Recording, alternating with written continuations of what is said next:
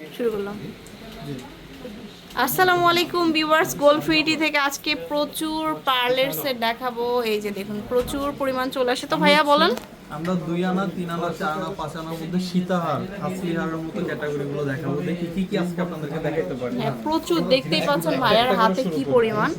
এই একটা সীতাহার এটা 4 আনার মধ্যে মাত্র 4 আনা। আর এখানকার মানে পার্লের সেটগুলো বেস্ট একদম।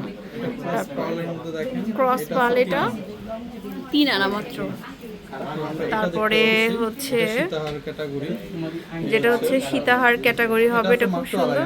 এটা হচ্ছে 2.5 আনা, মাত্র 2.5 আনার মধ্যে পাচ্ছি। তারপর আমরা রাইস পালের মধ্যে একটা হার দেখতে পাচ্ছি। এটা হচ্ছে রাইস পালের মধ্যে, এটাও খুব সুন্দর। 2 আনা 1 রত্তি। 2 আনা 1 রত্তি। তারপর এখানে কিছু কালার মিক্স করা হার আছে, দেখেন এটা খুব সুন্দর একটা কালেকশন, মাত্র 2 আনা। মাত্র 2 আনা।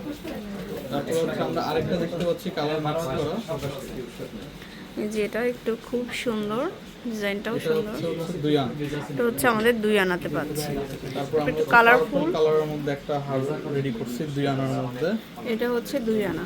এই হারটাও খুবই সুন্দর, ভি শেপ ক্যাটাগরি, 1 আনা 5 রত্তি আছে। 1 আনা 5 রত্তি। তারপর আমরা আরেকটা হার দেখতে পাচ্ছি, দেখুন এটা এত সুন্দর, মাত্র 2 আনা 4 রত্তি, মানে ভাবা যায় এটা। তারপরে শেপের মধ্যে খুব সুন্দর, এটাও একটু কালারফুলের মধ্যে, স্কোয়ার শেপ সীতাহারের মধ্যে 4.5 আনা আছে। 4.5 আনা। তারপর আরেকটা সীতাহার ফ্লাওয়ার মধ্যে খুব সুন্দর, দেখেন যেটাও খুব সুন্দর। এটা কেমন? এটা আছে 3 আনা। এটা হচ্ছে 3 আনা।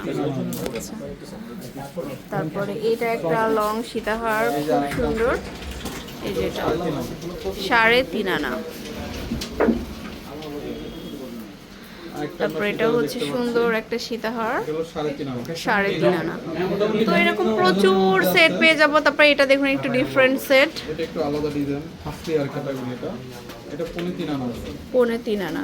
সো চলে আসবেন শোরুমে, যেটা হচ্ছে একদম গোল্ডফিটি জুয়েলার্স। কিন্তু এখন হচ্ছে মিরপুর 12 এবং হচ্ছে মিরপুর 10 দুইটাতেই অ্যাভেলেবেল পাবেন।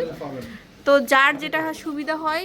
ওয়াও, এটা আবার একটু ডিফারেন্ট প্যাটার্নের। দেখুন ভাইয়াদের এখানে সব ধরনের পার্লার সেট কিন্তু অ্যাভেলেবেল পাবেন। এটা মাত্র 2 আনা। মাত্র 2 আনা।